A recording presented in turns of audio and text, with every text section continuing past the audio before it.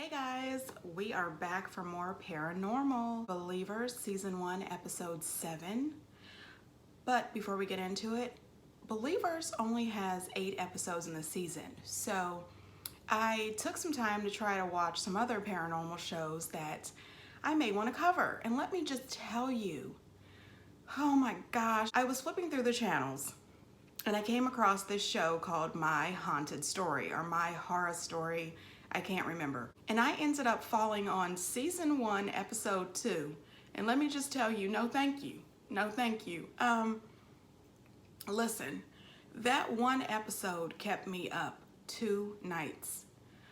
I was so freaked out by that episode that, I got up in the middle of the night 2 nights in a row and I was just praying and scared out of my daggone mind. Not to mention, one day last week I was walking through the kitchen and I felt a cold spot and oh my God, I freaked out. I was like, wait a minute. And then I calmed myself down and started trying to figure out, why is it cold in this spot? It turned out my son left the freezer open. I was freaked out. Let me tell you, I love watching these shows, but sometimes these things can really get to you, and that is one show, just that one episode was all I could stand, and I was freaked out. Listen, I don't know if that show is going to be covered, but I will continue to hunt, okay? Oh my God, freaked me out. Anyway, let's move on. This episode follows a guy named David who lives in Hartford, Connecticut, and his paranormal experience started in the spring of 2014. David says that he has always been obsessed with old and antique things, and that his entire life, ever since he was a younger man, he has always wanted to open up his own antique store.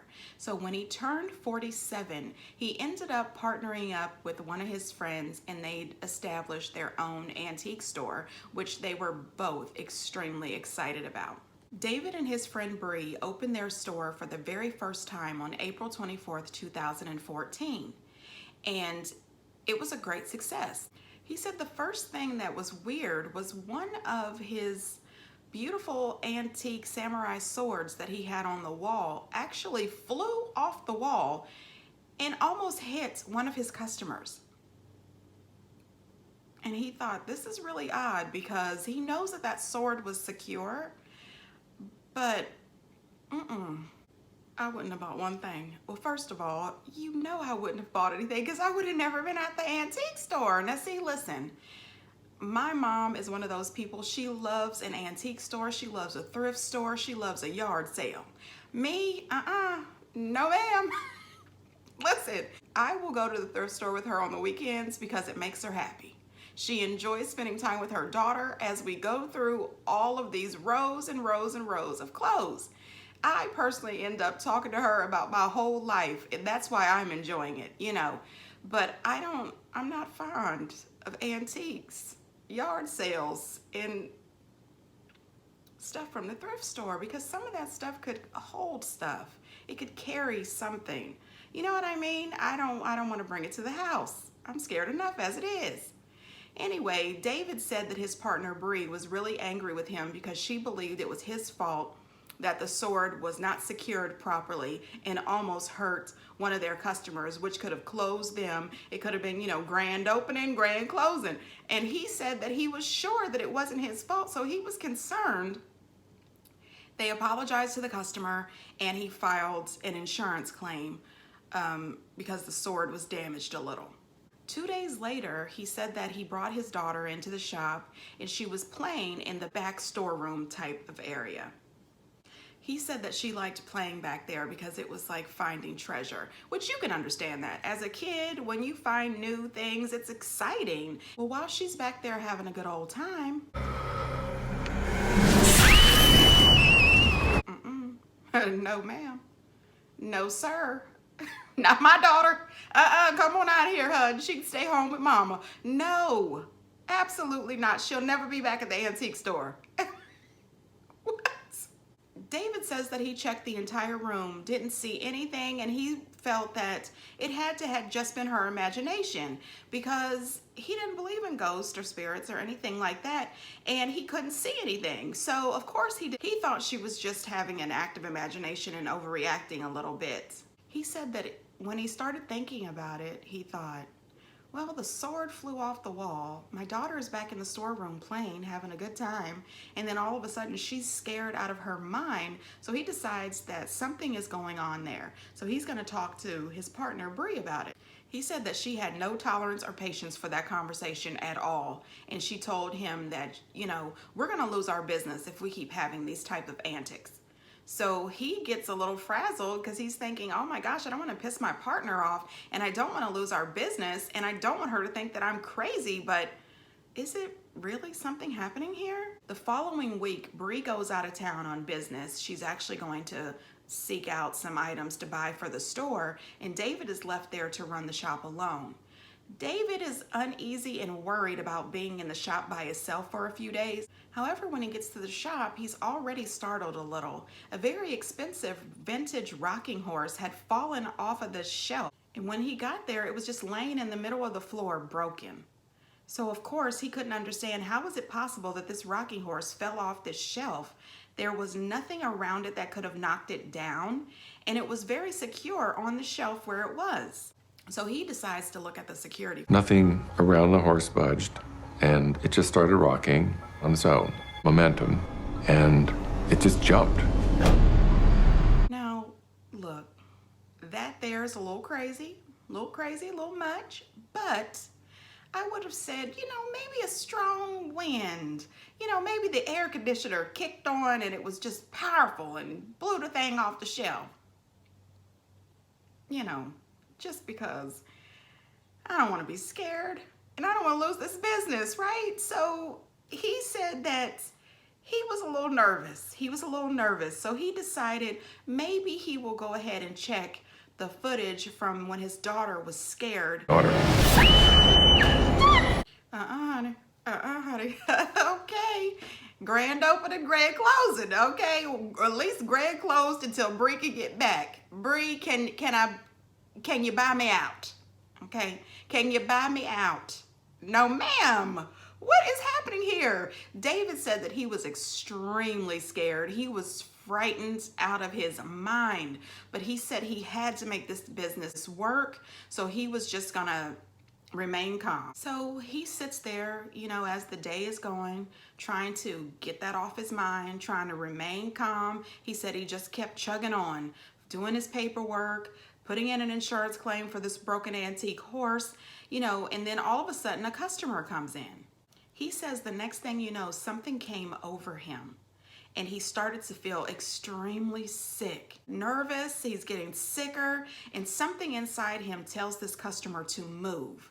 Hey, look out! Whoa! No. He says that man could have seriously been injured or killed, and then that definitely would have been bad on his reviews. When he said reviews, I said reviews. Buddy, that would have been bad, period. The man could have lost his life. Who cares about your reviews? Anyway, he said it would have been bad on his reviews and his insurance. David, that would have been bad for that man's family. I mean, it would have been bad all the way around. The man's life, his family's life, your reviews and insurance, and Bree, she probably would have lit him up. I mean, that is bad all the way around. And then you start to think to yourself, what was that giving you the feeling that told you to tell that man to move? I mean, that would have freaked me out. I'm telling you, shop closed for today. Out to lunch for the rest of the week until Bree is back. I cannot be here alone. That's just me. I'm scared of everything, okay? David said that he was shaken up, he was confused, and he was at his wit's end pretty much. He had no idea what was happening, but he said he knew that he needed to get this to stop somehow because he could not afford to lose his business. He says that he needed some help, so he decided to post his video to a paranormal site in hopes that people would see the video and offer him some advice or some help.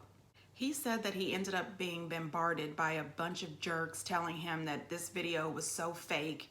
How dare he put this out here? Who do you think you're fooling?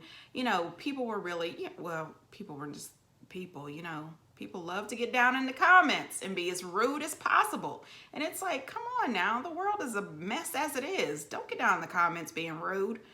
This is not about me, is it? Anyway, he says finally when he had just given up and was about to close his computer, a message popped up. And the message said, I looked at the video you posted, check out 13:17. So 13 minutes and 17 seconds into the video is what they were trying to say. Some kind of shadow figure pushed that statue. Could be a ghost. You don't say. Thank you, fella.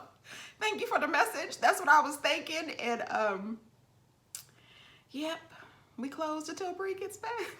Okay. Too much. David replays the video, starts it right at 13:17. What a dark figure was right there, and it pushed the statue over.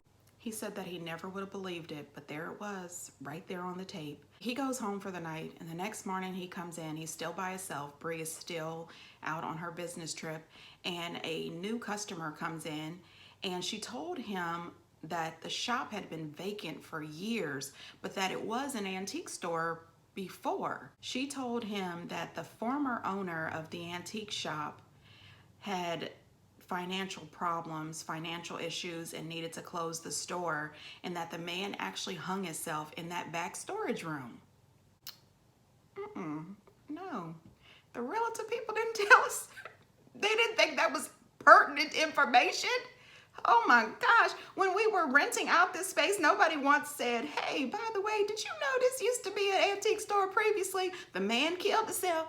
I mean, tell me something. Anyway, that freaks David out even more. He said that that same evening, he went online and found articles about the store owner. And the store owner did indeed hang himself there in the antique shop after filing bankruptcy. And that he was exact same age that David is now, 47. And the man also had a young daughter like David. This is too many similarities. Yeah, this is too much, too much. Too much. Run, David. He says that he thinks that it's the old owner who is haunting the shop.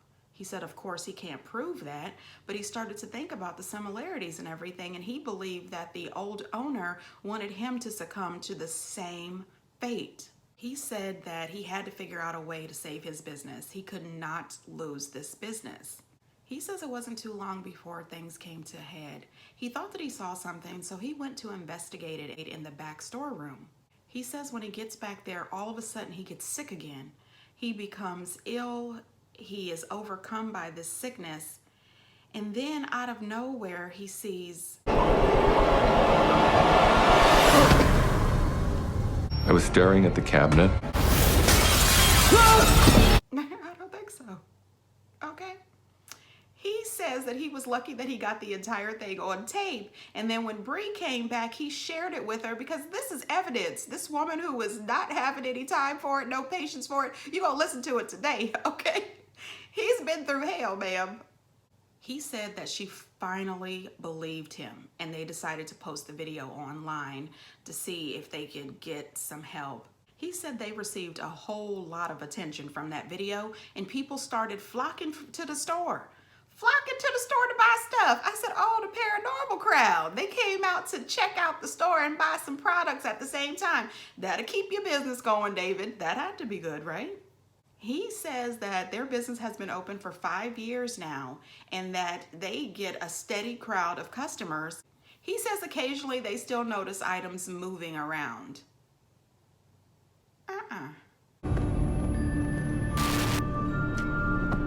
However, he says that the shadow figure is gone. They have not seen the shadow figure since. Honey, listen. Okay, y'all didn't get a pastor, a reverend, a bishop, a father, anything to come over there and bless the place. At least bless the back room. I mean, protect the customers. Come and douse some holy water, some sage. None of that. All right, David and Bree. Good luck and continued success. Oh my. I don't buy the antiques. Our next story follows a lady named Karen, and Karen lives in Clarion, Pennsylvania, and this happened in 2015. The Pennsylvania River flooded, and they were forced to evacuate from their home.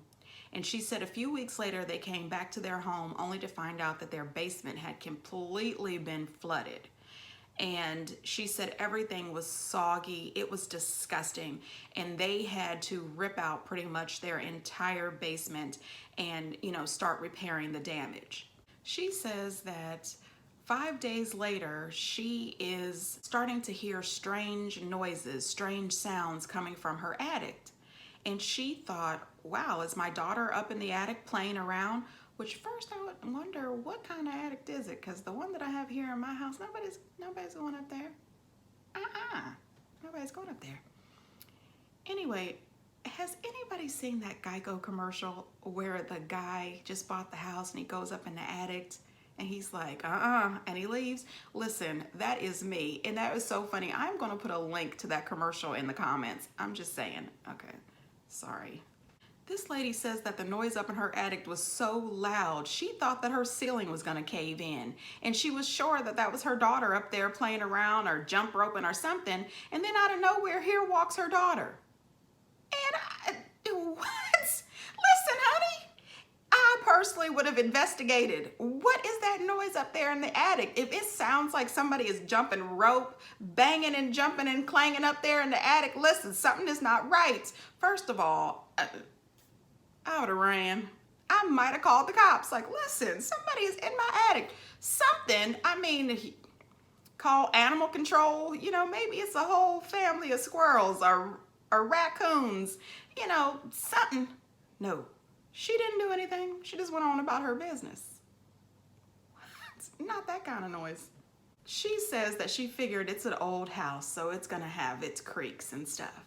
Not that kind of banging and stuff. Old houses do have creaks. New houses have creaks occasionally, but no ma'am. She says later that night when she's trying to put her daughter to bed, she realizes that the doll that her daughter is so in love with is in the floor. And normally she puts it on a shelf. So she puts the doll back on the shelf and she goes ahead and she tucks her daughter in. When she turns around, the doll is back on the floor. And she just puts the doll back and goes on about her business. Now let me tell you, had that been me and that doll had fell on the floor, I would have let that slide because maybe I didn't set it on the shelf properly. Maybe it was half on, half off, it slid off. That one, I can see her just saying, okay, whatever. All right, we'll let that one go. The next night, she said she heard some weird noises and it was coming from her daughter's room. However, her daughter was asleep and she went in there to find out what was going on. And it turns out that one of her daughter's toys out of nowhere just turned on by itself. She says even though she couldn't figure out what was going on, she decided to take her daughter to her mom's house for a few days just to make sure that everything was fine in the house. She says that after she dropped her daughter off at her mom's, she came home and got on her computer and started doing some digging and research to find out the history of the house. She also got some old historic pictures of the house from her real estate agent. She also found a picture of a guy named Thomas Harrison, and it turns out he is the man who built the house in the 1870s. That's the problem. That house is too old. You can't do it. You cannot buy old turn-of-the-century homes and then renovate them. It stirs up stuff. Don't do it. It turns out that the house was actually designed to look like a dollhouse because his daughter loved dolls. She even found pictures of his daughter holding her dolls. You can only imagine what those dolls looked like from the 1870s. Whew, scary. She then decided to go on the genealogy website and she found the death certificate for his daughter Elizabeth. It turns out she died just a year after the house was built, and her father was, of course, absolutely devastated. He was so devastated by his daughter's death that he kind of became obsessed with trying to communicate with his daughter. He brought in mediums from all across the country having weekly seance. Weekly seance? We don't do the seance. I mean, nothing good comes out of that. Absolutely nothing. Oh, geez, sir, not the seance. I'm just saying. So Karen assumed that it was Elizabeth in her house because she has a daughter who also likes dolls, and she said that kind of explained why her favorite doll was never in its rightful place or kept falling off the shelf. She said 2 days later she felt as if she really needed to get some help, so she reached out to a paranormal investigator named Samantha. Samantha comes to Karen's house, and of course she sets up all of her EVP. She, sets up these cameras. She's recording everything. She put cameras in her daughter's room. That evening, Samantha monitored the bedrooms and the hallways, and Karen stayed down in the living room. She said she wanted to prove that she was right. She wanted to prove that it was Elizabeth. She said that she couldn't make it out at first, but she was lying on the couch and there was a man sitting next to her. No, ma'am. She said 1 second he was there and the next second he was gone. See it. You can see it right there in the video. A figure. She said that that was all the proof that she needed to know that something was going on in her house, especially since she got it on video.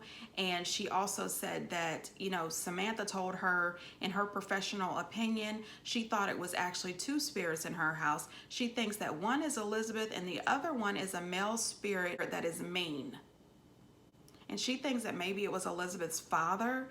And Samantha decides to make contact with the spirits. Honey, Samantha, listen, we ain't asked you to do that. Get to attack anybody. Do you understand me? You have no business attacking anybody connected to this house. Oh, really? You know what? Samantha, don't come in here stirring stuff up. It's already bad enough as it is. And now you want to come in here talking to them? We want them out. Pray them out of here. Samantha believes that all of this happened because she started remodeling the basement. She started repairing that damage and opened up some sort of gate in her house. Listen, honey, Karen is my people. Karen said she stopped work on that basement immediately and put the house up for sale. She said, I bet you won't. She's not doing that. And I'm with her. She says that she has still not found a buyer for the house. However, she wonders what's going to happen when somebody does buy it and they try to remodel the whole house. She's not sure how those spirits are going to react. My question to Karen is, are you going to tell them? Because I want to know, are you going to tell the prospective buyer that this house is jacked up, literally? I mean, I'd want to know so that I could tell you, no, thank you. Our next story follows a lady named Megan. She lives in Roseville, California, September 2012. Megan has just started college and she's living at home with her mom. And she said right at this point in her life, college was kicking her butt. But she was, chugging along, and her mom had just gotten a new boyfriend. She said that right by their house, they were putting in a new highway, and she said it was practically in their backyard, so it was quite noisy.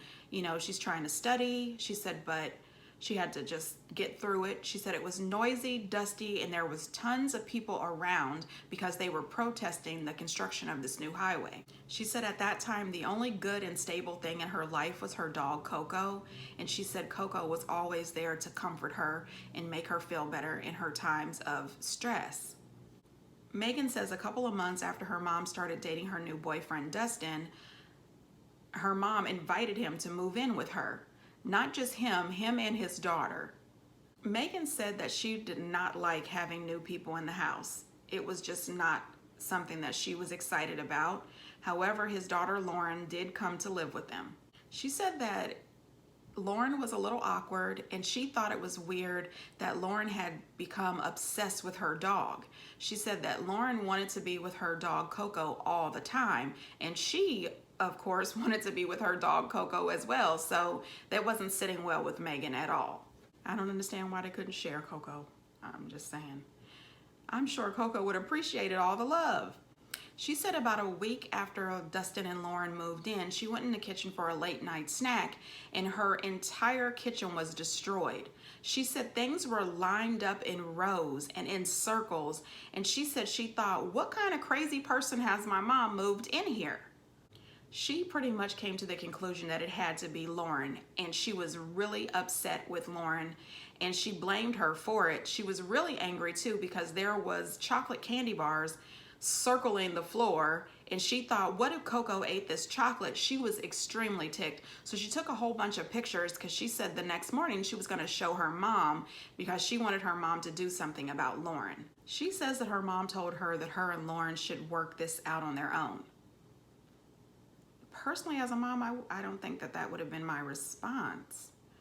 Definitely finding all that stuff all over the floor, all over the counters, and then spread out in rows and circles like it was, I think that deserves a little sit-down conversation. I mean, let's sit down, let's talk about this, because I don't want to come out here and find this again. I don't know, but that's just me. 2 weeks later, her mom and Dustin went on a short trip. And before they left, they told the girls to be nice, try to get along, and they left. Well, once they left, Megan realized that she hadn't seen Coco all day. But then she realizes that one of the windows is open. She asked Lauren, did she leave the window open? And of course, Lauren said no, she didn't. Well, Megan didn't believe her. So she goes out to find Coco and she is fuming. She is absolutely angry with Lauren because she insists Lauren had to be the one that left that window open because nobody else would leave it open knowing that Coco could get out. She was even more ticked off because of the current road construction. She thought, what if something happens to her dog? Well, she does find Coco, which is a good thing. Turns out that Coco was out hiding in the bushes. Well, Megan tells Lauren that she better never come around her dog ever again. She also tells her that she didn't want to spend one more second in her presence, so she goes to her room and she shuts the door. Then she says out of nowhere she smells something weird.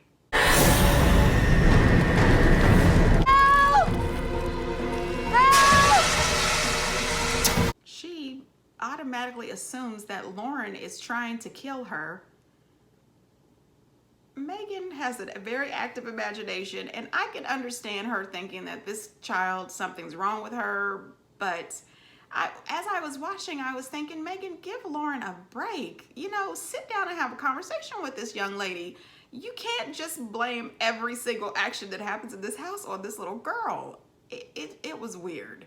Megan says that she was completely shocked. She said, why would she start a fire and then put it out? So, of course, she approaches Lauren, and Lauren says yet again, I didn't do it. I didn't do anything. She said, however, I did find this. Read this. Lauren went out and found a paranormal website that explained those items in a row and the circles and how dangerous that is. And Lauren tells her that she is completely scared and freaked out and that she would never do anything to hurt Megan or her dog. Lauren tells her, if this is not true, then what is it? She says that the construction for the freeway they are bulldozing some Native American land, and she says, I think that has something to do with it. Megan says that she didn't realize that that's what all the protesting was about. People were protesting that they were tearing up and digging into old Native burial ground.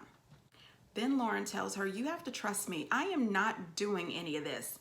Lauren suggested they try to cleanse the house. So they go through the house to do some sort of ritual. They lit candles, and then they placed an offering of a ceramic dog as a peace offering to whatever this is in their house.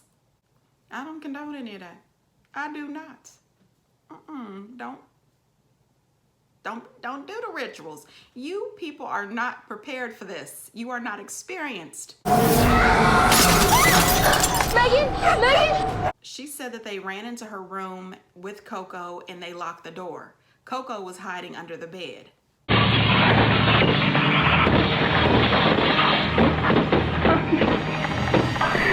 Oh my God. Then out of nowhere, she said it all stopped. She said after that, they told her mom and her mom's boyfriend everything that happened. She said her mom put the house up for sale immediately because she didn't feel that they were safe there. She said also the same time that they put their house up for sale, 4 other houses on the street went up for sale as well. She never realized how many other neighbors were going through the same exact thing. It is not all right to dig up someone's burial grounds. Oh my gosh, seriously, that was creepy. And poor Lauren, she got the brunt of all of Megan's anger. I'm glad that they worked that out and moved out. That was creepy. Ugh. Until next time.